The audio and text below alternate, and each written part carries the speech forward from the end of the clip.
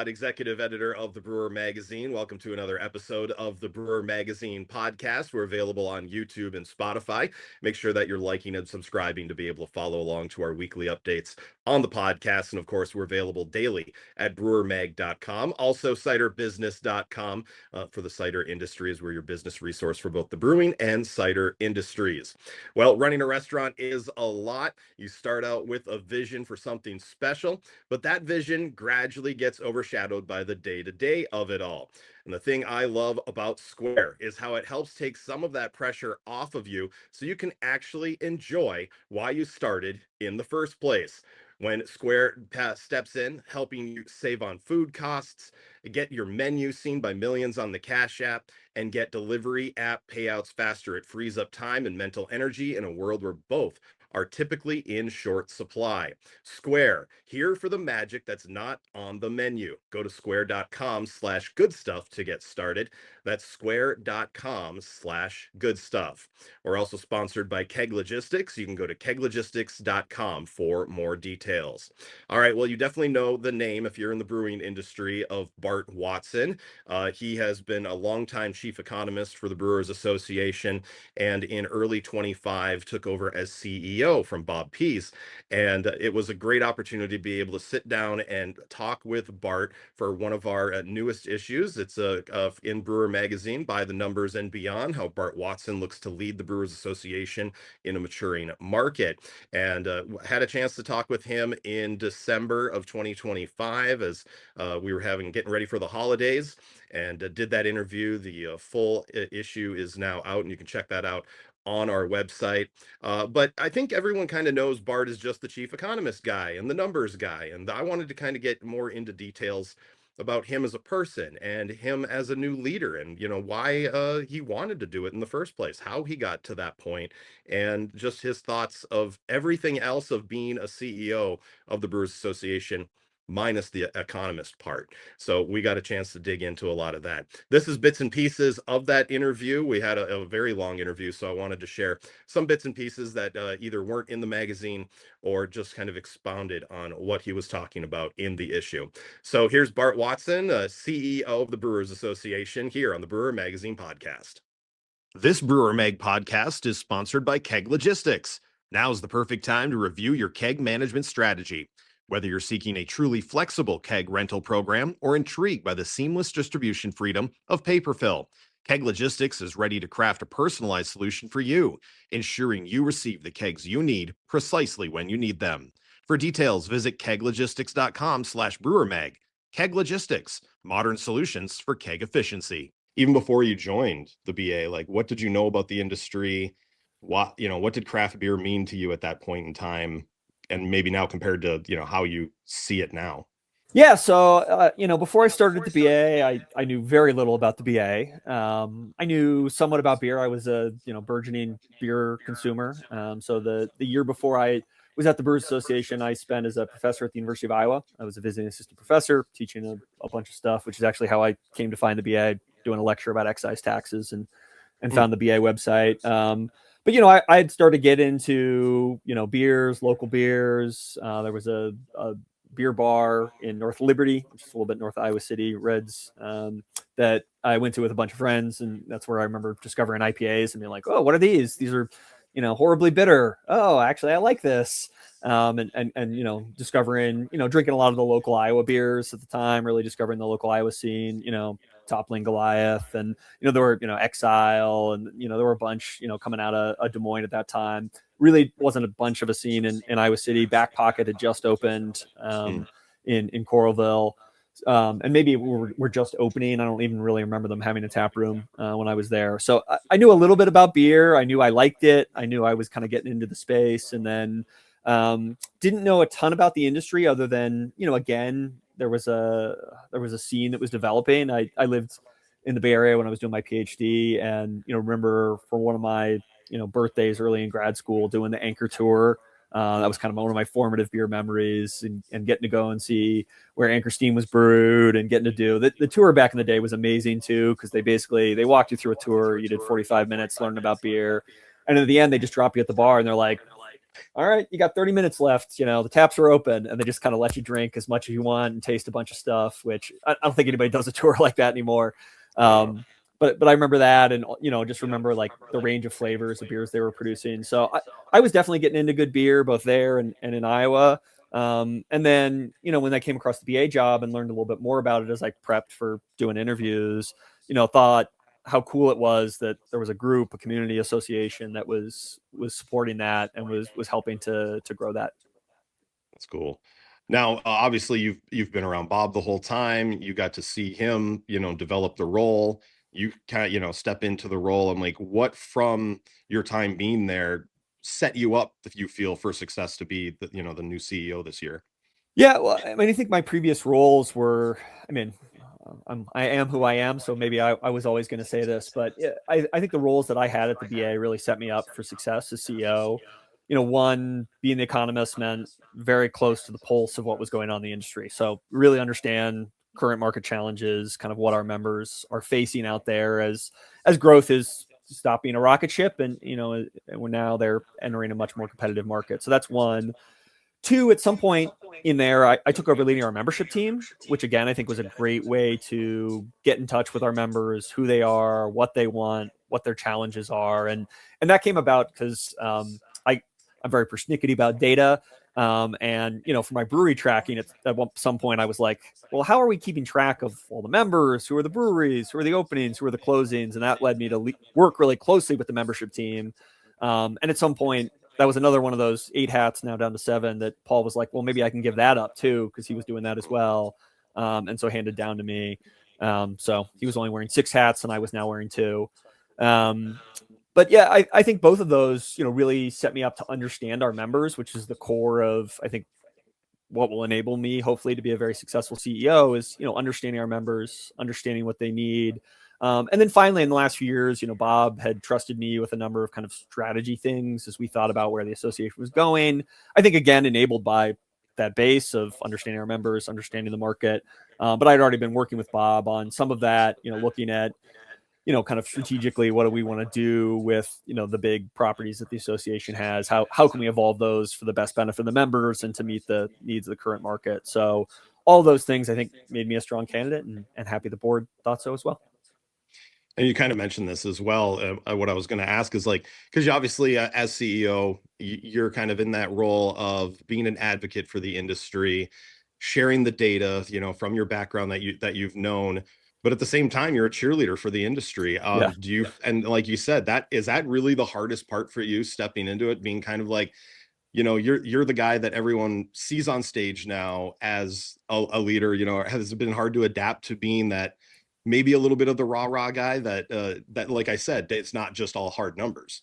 Yeah, that certainly has been an evolution for me. I mean, I thought of my role before as kind of not the antithesis of that, but I was a counterbalance to that. We as an association promoted, and everything was always rosy, and we always wanted to put a positive spin on stuff. And my job was to tell people the truth, right? It doesn't help anybody's business if you're telling them like, well, everything's going great, and there's fires all over the place, and a lot of challenges. So and I try now consciously to think about which of those hats I'm wearing, right? Am I talking with industry publication and speaking to brewers where that kind of, let's be really clear-eyed about what's going on right now, versus am I talking to popular press or on the media or something that consumers are going to see, where I need to put on a little bit more of that, the cheerleader pom-pom hat and wave the flag for all the amazing things our brewers do. And the good news is I think you can inhabit both of those worlds. There's so many amazing things going on right now in craft brewing. There's so many amazing beers. There's so many amazing stories. There's so many amazing people that it's pretty easy to be a cheerleader, as long as you can kind of just turn off that analytics brain for a few minutes and remember it's not just about bottom line, what the production growth is. There's also a lot of amazing stories, and now is the time to focus on that. Sure. Is there a criticism over this year? You've been on the road, you've talked to people, that you hear that people say to you even, or hear through the grapevine about the BA, that you think is a fair criticism, and that you guys are looking to approach that and work better towards being that thing that they want you to be? I think one thing we've heard loud and clear is that, our members want help in promoting themselves, promoting the category, and pushing back on some of the doom and gloom narratives, not just about craft, but about beverage alcohol. Nobody drinks anymore. The next generation doesn't ever go out. And I think they want help marrying those, right? And reminding people that's not true. There's still, Gen Z is gonna be a generation that engages in beverage alcohol and goes out and has those social moments. At the same time, life has changed, and we need to find ways that our members can collectively push back and invite those people, into their tap rooms. So I think I've heard a lot from members that that's gone up in importance, right? And that's not something the BA did because it wasn't a challenge that was needed. And so I think I've heard a lot of criticisms that I would describe as fair, but then we respond, we're working on them, right? We hear that and we pivot, and that's a thing. That topic, for example, is one that I'm talking about with our marketing team constantly, and we're testing out some stuff and we're playing around with ways that we can be a part of the conversation. We can rebut the New York Times when it comes out with a craft beer is dead and here's why, and we can have a post out in the next week saying, well, actually, here's a bunch of data points for you members if you want to push back on this when you hear it in your local media. I think that's one. I think the other is just about value to business. That for years the BA could do a lot of things that were what I would describe as nice to have because our members were all successful and growing, and that's hyperbole, but I think you get the point. And I think one thing we heard from members is when I write a check these days, I have to see a return on investment. That the list of bills that I have is longer than the amount of money I have to pay for them, and so I'm having to make hard choices. And I think that one's also very fair, right? The association in a time like this has to be a different association than one when everything's growing, and we're just adding fuel to the fire. So I'm hopeful that in the next year we'll show members we've heard both of those and that we're responding with more practical business resources that help drive return, and that we're helping them collectively participate, push back on some of the negative narratives, and tell their story as part of the wonderful sociable industry that has been around for thousands of years. Absolutely. And I think another thing, because we're so close to the industry and we're not those outside consumers, that breweries that don't seem to understand this as much, is that really consumers don't care about craft beer as much as we think that they want to care about craft beer. And that, how much do you think breweries do overestimate what people think about the craft beer industry compared to what we see inside of it? This Brewer Mag podcast is sponsored by Keg Logistics. Now's the perfect time to review your keg management strategy. Whether you're seeking a truly flexible keg rental program or intrigued by the seamless distribution freedom of paper fill, Keg Logistics is ready to craft a personalized solution for you, ensuring you receive the kegs you need precisely when you need them. For details, visit keglogistics.com/brewermag. Keg Logistics, modern solutions for keg efficiency. Running a restaurant is a lot. You start out with a vision for something special, but that vision gradually gets overshadowed by the day-to-day of it all. Now, the thing that I love about Square is how it helps take some of that pressure off of you so you can actually enjoy why you started in the first place. When Square steps in, helping you save on food costs, get your menu seen by millions on Cash App, and get delivery app payouts faster, it frees up time and mental energy in a world where both are typically in short supply. Square, here for the magic that's not on the menu. Go to square.com/goodstuff to get started. That's square.com/goodstuff. Yeah. Well, one anecdote, I still get, I'm sure you do, people find out, kind of what you do. And then they, if they're not close to it, right, then they just, ask you things. And I still get a lot of people who are like, whoa, craft beer, that thing's booming, right? That the people who aren't close to it still kind of, they see the world and they just see more variety and they see more things, and they still assume that things are going great. So it is a reminder, right, that, when you're so close to it, the comparison to what has been can make things seem terrible. But I think there's a lot of people who, when they pick their head up and they say, oh, there's actually a lot of craft beer out in the world, and kind of view it in a more long-term abstract perspective, I think that's a popular perception for a lot of people. In terms of what people think, I think they think about components of it a lot, but they don't think about the kind of one holistic craft beer thing. I think people think about, local beer, and kind of who's producing locally. I think people think about flavors, and kind of the flavor and variety that's available to them. Do they think about kind of one collective craft beer industry? No, but they think about it through the lenses that matter to them as beer drinkers, as beverage alcohol consumers. So and when you put that together, right, that's what we think of as craft. And I think brewers, it's good to keep that in mind, right? They're not necessarily thinking, what brewery am I going to go out to tonight? They're thinking, where am I going to go get dinner? Or where am I going to get a drink? What's the hospitality experience I want? What's the type of occasion that I'm looking for? Am I going to listen to music or watch football or, whatever it is? Or am I sitting on my couch at home and I just, I need a beer that matches that? And I think more kind of, we recognize that then there's a lot of options when consumers are thinking that way. Our members and brewers can position themselves in ways that they can win that occasion, they can win that consumer in that night, and they can create an environment in their tap room that builds the type of community and culture that they want. Sure. And just a side note, just to ask you, same thing. Like I have, I started doing this. It'll be 10 years with Brewer in January, and then I came from the sports world. Working at a newspaper. So when, of course, I tell my boss I'm leaving, 100-year-old newspaper to start a craft beer business magazine, he scoffed at me. How do people, like, even nowadays, like when you tell people what you do, you're the CEO of the Brewers Association. I mean, they don't know who you are outside of this industry. Like what's the conversations like for you when you have to explain what you do? Question for you first: is that 100-year-old newspaper still there? It barely hanging on, baby. Yeah, because I might say 10 years ago, leaving a 100-year-old newspaper for a craft beer startup might have actually been the right choice, given where newspapers. Yeah. Oh yeah, they're almost digital now. Like, I mean, that's just kind of where it's gone. But Toledo Blade is where I used to be. Yeah, I think the reactions I get are, one, like, that makes sense. There's a lot of craft breweries these days that people kind of get it, right? That there is a community that's grown there, and so they can wrap their head around that might be a job. That said, I think sometimes people are surprised, like, that it is a job and that, we have a CEO and I'm not just like one person working in an office. People are always kind of shocked when they hear like, oh, you've got a big staff. Like, how is that possible? So I think, some people are still kind of shocked that like there is as much infrastructure as there is. I mean, we have moved as an industry, right? We're not the wildcat startups that we once were, right? There's a little bit more, structure and presence. And I think that surprises some people who haven't kind of watched the rise. And then the final reaction I get all the time is, that sounds like the coolest job in the world. And those are the people I agree with wholeheartedly. How cool is it to work in craft beer, and not just work in craft beer, but to get to represent all these amazing breweries? So that's the one I always try to lean into. And I actually get that reaction too from people who really understand what my job is. I was just at a conference with a bunch of other trade association CEOs, and I think that was almost always the first thing people said, like, whoa, representing craft brewers, that sounds so cool.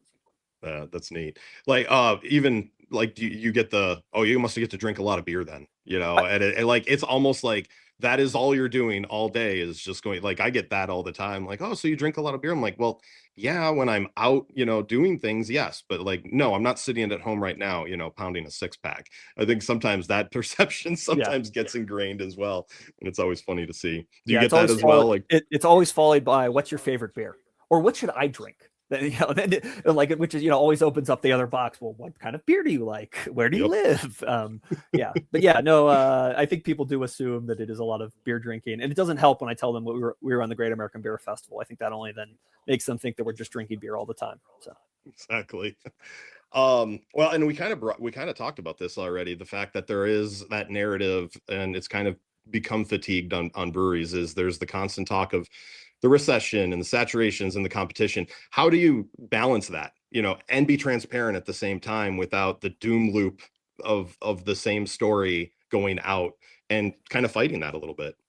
Yeah, I mean, I think if it's different, again, if I'm talking to breweries and I'm talking to external media, media, right? You try to give them broader perspective and, show we've had recessions before. Breweries have made it through. Like, we've had breweries for thousands of years. I think yes, breweries will make it through this recession. I think with individual breweries, right? It's learning more, talking to them about what their specific challenges are, and then, either pointing them to a resource we have, or, somebody who I think they should talk to, or, if we don't have something, thinking about taking that back to my team and the staff and saying like, hey, here's a challenge I heard from breweries. Is that something we're hearing more broadly?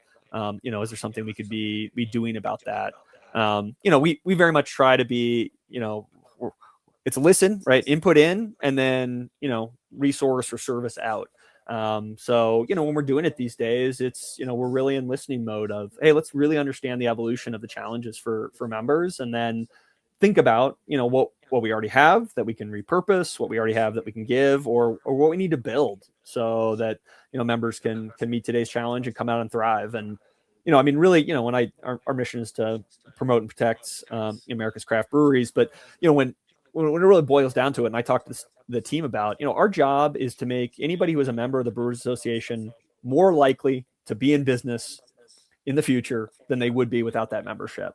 And so, when I hear members' challenges, right, it's immediate. Is that a collective challenge, and is something we can solve or help solve? Right, most of these challenges we can't solve, but we can, maybe play some role in moving the notch a little bit better.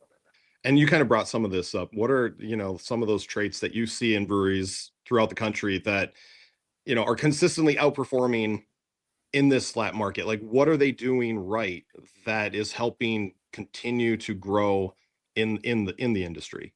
Yeah, I'm going to steal one from Fred Matt, because he says this at board meetings. Maybe the other board members are tired of it, but I always like it when he says it. But he says the number one rule of their brewery is delight the customer, right? And I think to do that, right, you have to understand their customer, what they want, and where your company can then delight them.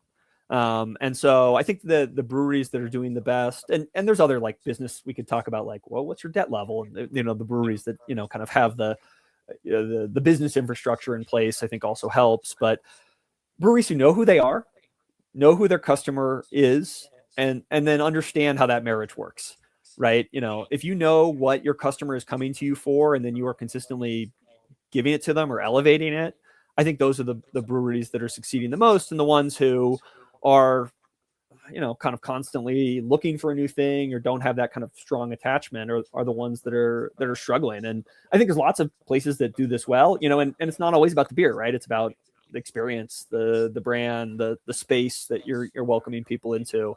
And that may sound overly simplistic, but I think it's really hard to do in practice of, kind of consistently delight customers, and to not get distracted by, well, there's customers over there, maybe we should go after them, and forget that, well, it's hard to do that and keep delighting the customers who have right here. Yeah. The one thing that really struck with me, and the brewery that opened here in Toledo, Ohio, Ernest Brew Works, the owner, Scott Yarnell, and he said this is 2016 when they were, opening. And he goes, Ernest is going to be like a pizza place. Like, it's going to be the neighborhood spot. It's going to be where we are. Now they have 4 locations just in Toledo, Ohio. And it's all, and they still right now are just working with food trucks. One of them has a POS for the local pizza place next door. They found, they're in a metro park. They're just finding these neighborhoods to be a part of, instead of saying, we're going to be in all 88 counties in Ohio. We're going to have a 20-barrel production facility and distribute. You want to come try an Ernest beer, you have to come to Toledo and do that. We'll have some stuff at Meyer. That, and this is in 2016, 2017 when they're doing that. And to see, that mentality is starting to become more apparent, and understanding that we're just a pizza shop. Everyone has their favorite pizza place. You can have your favorite brewery watering hole. Yeah. And, I think once you frame it that way too, right, you start thinking about it different, right? Our customer is not the customer who wants the latest experimental IPA, and beer can still be a part of the value prop, right? We're going to give them fresh local beer. We're going to, that's going to be part of how we differentiate ourselves and make ourselves the favorite pizza place.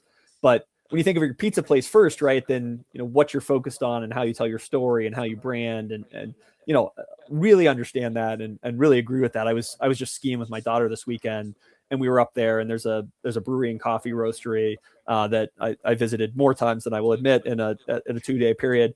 But I think again, I sit there and I watch the people coming in, and 90% of them in this place, tourist base, people are coming to ski, are not coming in there because it's a brewery. They're coming in there because that is the location that has the food or the coffee or the whatever that they want. And it's in the right proximity to where they are. And, so if they're leaning in heavy on like, everybody's got to be offered a flight when they walk in, like, they're not delighting their customer, because their customer wants something different. And there's still great opportunity for them to sell local beer, for them to tell their story to the people who want it. There were definitely people who came in I was listening to who, would ask about, hey, is that IPA hazy or not? And clearly then you could engage with them on a different level. But yeah, remembering who you are and why you're where you are, I think is more important than going deep down the, hey, we're a brewery and we have to do one specific recipe. You kind of brought that up that, when you go to a brewery, how often do you go to a brewery and don't even like, you don't want to be recognized. You just want to be a customer versus, hey, I need to set up a time to talk to you and just go in and grab a beer. What's the juxtaposition for you? Do you enjoy being able to kind of go incognito and Oh grab yeah, some stuff? 100%. Yeah, yeah. It's I mean, I enjoy too going and meeting our members and going and getting the tour and learning more and really engaging and having that conversation. There's times you just want to Yeah. go in and be a customer, just drink a beer, Yeah. right? And that's part of the beauty of why we got into this, right? Is not to talk about it all the time, but just to sit down and have a pint or a flight and drink some beer. So, kind of my general rule of thumb is, Monday through Friday, like, I'm working. So if I'm going into a brewery, I'm probably reaching out and that is entirely true, right? My wife and I'll go to trivia night at our local brewery and, get some pints or something like that. But yeah, Monday through Friday, or if I'm on the road, I'm probably reaching out. I'm probably using it as a chance to touch base, to connect, Yeah. wear my association hat. And if I'm going out on the weekend, it's to drink some beers and enjoy myself. I appreciate you taking the time to do this, and Yeah. you're the first non-brewery owner in the history of Brewer Magazine to be on the cover. Oh, So wow. yeah, I appreciate that. I always appreciate the opportunity to go a little deeper, right? I think sometimes it's easy to kind of do the headlines and do a couple of bullet points, but these opportunities to dig a little deeper and, try to talk about what we do and what we're trying to do is always appreciated. So thank you for the yeah. opportunity. This Brewer Mag podcast is sponsored by Keg Logistics. Now's the perfect time to review your keg management strategy.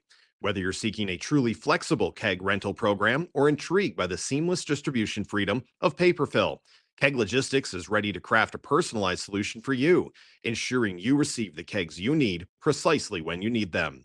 For details, visit keglogistics.com/brewermag. Keg Logistics, modern solutions for keg efficiency.